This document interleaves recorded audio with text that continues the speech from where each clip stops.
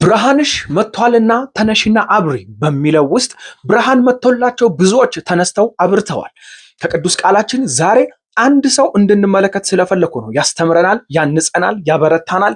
የጨረሱ አሉ። ኢየሱስ ክርስቶስ ስሙ ለዘላለም የተባረከ። ያው መጽሐፍ ቅዱሳችን በሁለት አይነት ሰው የተሞላ ነው። ሩጫቸውን የጀመሩ፣ ሩጫቸውን የጨረሱ፣ ሩጫቸውን የጀመሩ፣ ሩጫቸውን ያልጨረሱ አሉ። ነገር ግን ዛሬ ከአዲስ ኪዳን የምንመለከተው ፊልጶስን ይሆናል። ተነስቶ ያበረሰው፣ የብርሃን ጥሪ ደረሰው፣ የብርሃን ድምፅ ደረሰው። ያንን የብርሃን ድምፅ እስከ መጨረሻው ጠብቆ የጸና ሰው እንደሆነ ቅዱስ ቃሉ ይነግረናል። ኢየሱስ ክርስቶስ ስሙ ለዘላለም የተባረከ ይሁን። ብርሃን መጥቶለት ብርሃንን ተቀብሎ ያበራ ሰው ነው። ስለዚህ ብርሃን የመጣለት ሰው ነው። ብርሃንን የተገናኘ ሰው ነው። ቀጥሎ ደግሞ የተገናኘውን ብርሃን የተቀበለውን ብርሃን ሲያበራ ደግሞ እንመለከታለን። ነገር ግን በአንድ ጊዜ ይህ ብርሃን ትልቅ ደረጃ አልደረሰም። ፊልጶስ እንደምታውቁት የኢየሱስ ክርስቶስ ደቀ መዝሙር ነው። ከትንሽነት ወደ ትልቅነት የደረሰ ነው።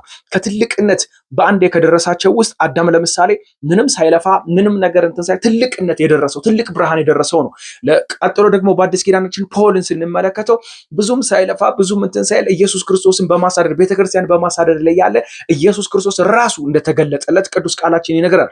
ነገር ግን የፊልጶስን ታሪክ ስንመለከት ከትንሽነት ከመሰራት ተሰርቶ ወደ ትልቅነት የደረሰ ነው። ኢየሱስ ክርስቶስ ስሙ ለዘላለም የተባረከ ይሁን። እሺ፣ ስለ ፊልጶስ ስንመለከት ምዕራፍ 1 የዮሐንስ ወንጌል 1:43 ላይ ኢየሱስ ክርስቶስ አግኝቶ እንደጠራው እንመለከታለን። ብርሃንን ተገናኘ ማለት ነው። ቀጥሎ ደግሞ የዮሐንስ 6 ከ5 እስከ 6 ላይ የተፈተነ ሰው ነው። እስቲ ከቅዱስ ቃሉ እንመለከተዋለን። ኢየሱስ ክርስቶስ ስሙ ለዘላለም የተባረከ ይሁን። የዮሐንስ ወንጌል ምዕራፍ 6:5 ላይ እንደዚህ ይላል። የተፈተነ ሰው ነው ማለት በአዲስ ኪዳን የእምነት ፈተና ላይ የምትፈተነበት የምታድግበት ትልቅ ደረጃ የምትደርሰው ተሰርተህ እንደሆነ ነው። ኢየሱስ ክርስቶስ ስሙ እኔ እንደገባኝ ማለት ነው። ኢየሱስ ክርስቶስ ይባረክ። ኢየሱስም ቀና ብሎ ሲመለከት ብዙ ሕዝብ ወደ እነርሱ ሲመጣ አየ። ፊልጶስንም እነዚህ ሰዎች እንዲበሉ እንጀራ ከየት እንግዛ አለው። ይህን የጠየቀው ሊፈትነው እንጂ ራሱ ሊያደርገውን ያስብ ያውቅ ነበረ። ኢየሱስ ክርስቶስ ስሙ ለዘላለም የተባረከ ይሁን።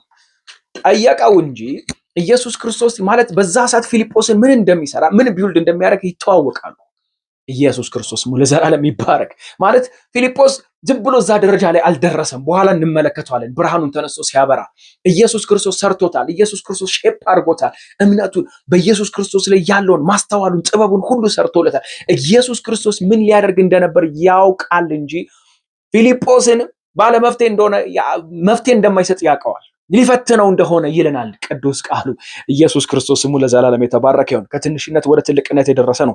ቀጥሎ ደግሞ የዮሐንስ ወንጌል 14 ከ8 እስከ 11 ላይ ፊልጶስ አንድ ጥያቄ ይጠይቀዋል። ኢየሱስ ክርስቶስም ይመልሰዋል። ይህ ጥያቄና መልስ ትልቅ ዶክትሪን ያስገኘ ትልቅ ስለ ሥላሴ አካል አብ፣ ወልድ፣ መንፈስ ቅዱስ ማለት አንዳንድ እምነቶች አሉ። ኢየሱስም እግዚአብሔር ነው፣ እግዚአብሔርም ኢየሱስ ነው፣ መንፈስ ቅዱስም አንድ ነው፣ በቃ ምንም ፐርሰን የሚባል ነገር የለም አንድ ነው ብለው የሚያስተምሩ ግን ኢየሱስ ክርስቶስ እዚህ ጋር ሲናገር ከፋፍሎ እንደተናገረ በተቻላችሁ ሳይሆን እንድታነቡት አበረታታችኋለሁ። ማንበብ አልፈልግም፣ እናንተ ግን አንብቡት እንድትረዱት ማለት ነው። ማንም ቢጠይቀው ተነስታችሁ ማንም ተነስቶ ቢጠይቃችሁ ላመናችሁት ነገር መልስ መመለስ እንድትችሉ ለእናንተ ልተው።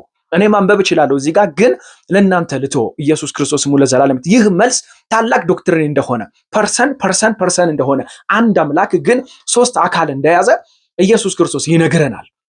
አብ ወልድ አብ የሚለውን ቁልጭ አድርጎ እንዳስቀመጠ በፊልጶስ ጥያቄ ምክንያት ትልቅ ዶክትሪን እንዳገኘን እኛ የሥላሴ አማኞች የሆንን ማለት ነው። ኢየሱስ ክርስቶስ ስሙ ለዘላለም የተባረከ ይሁን። እናንተ አንብቡት፣ ማንበብ ግድ ይላችኋል። ለምትጠየቁት ጥያቄ ሁሉ መልስ እንድትሰጡ ማለት ነው። ኢየሱስ ክርስቶስ ስሙ ለዘላለም የተባረከ ይሁን። ቀጥሎ ፊልጶስ ተነስቶ ሊያበራ ነው። ኢየሱስ ክርስቶስ ስሙ የተባረከ ይሁን። ወደ ሐዋርያት ሥራ ነው የምንሄደው ቀጥታ።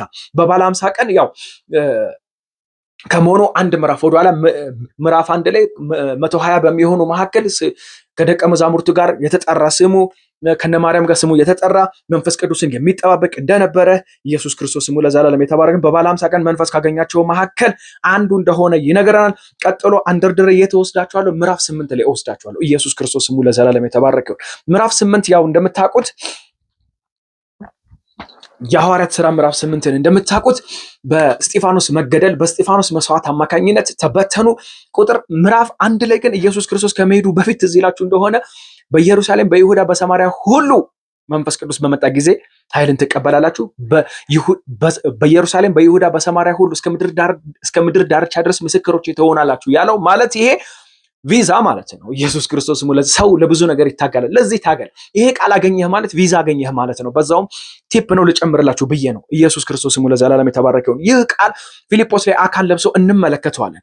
ፊልጶስም ምዕራፍ 8 ላይ ወደ አንድ ከተማ ወረደ ይላል። በስጢፋኖስ መገደል በስጢፋኖስ መስዋዕት አማካኝነት ተበተነ፣ እምነቱ በዛው ሄደ፣ ቃል በዛው ሰፋ ማለት ነው። ኢየሱስ ክርስቶስ እንደተናገራቸው ፊልጶስም ይዞ ሄደ ቃሉን። ኢየሱስ ክርስቶስ ለዘላለም የተባረከ ይሁን። ፊልጶስ ሰማርያ ገባ ይለናል። ሰማርያን እስቲ በጥቂቱ ስንመለከታት እንደዚህ ይለናል። 8 ከቁጥር 9 ጀምሮ እንደዚህ ይላል። ነገር ግን ከዚህ ቀደም ሲል በከተማይቱ ውስጥ ማለት ስለ ሰማርያ ስንመለከት ማለት ውስጥ እየጠነቆለ የሰማርያ ሰዎችን ሁሉ እያስገረመው ሲሞን የሚሉት አንድ ሰው ነበረ። እርሱም ራሱ እንደ ትልቅ ሰው ይቆጥር ነበረ። ከታናሽ እስከ ታላቅ ያለው ሰው ሁሉ ይህ ታላቅ ኃይል በመባል የሚታወቀው መለኮታዊ ኃይል ነው በማለት ከልብ ያደምጡት ነበረ። ከብዙ ጊዜ ጀምሮ በጥንቆላው ስራ ስላስገረማቸው ትኩረት ሰጥተው ይከታተሉት ነበረ። ማለት እቺ ከተማ በጥንቆላ የተያዘች ነች፣ በጥንቆላ የደነዘዘች ነች።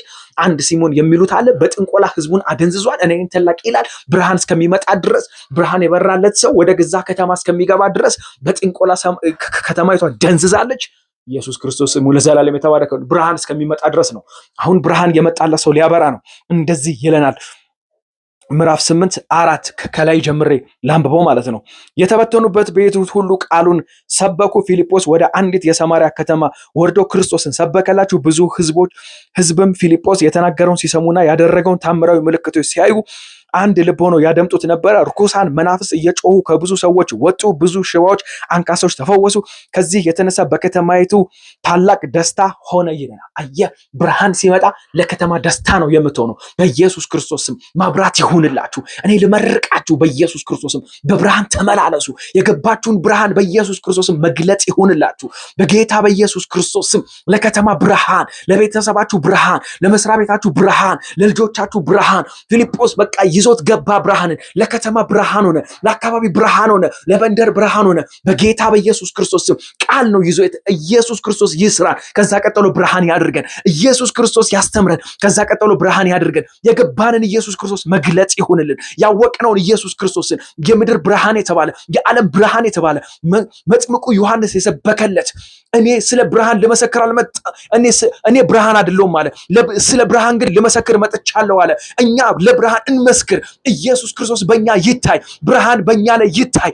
ዘላለማዊ ብርሃን፣ ህይወት የሆነው ብርሃን በጌታ በኢየሱስ ክርስቶስ በእናንተና በእናንተ ነገር ላይ ይታይ። በብርሃን ተገለጡ ብዬ ባረኳችሁ በኢየሱስ ክርስቶስ ስም አሜን።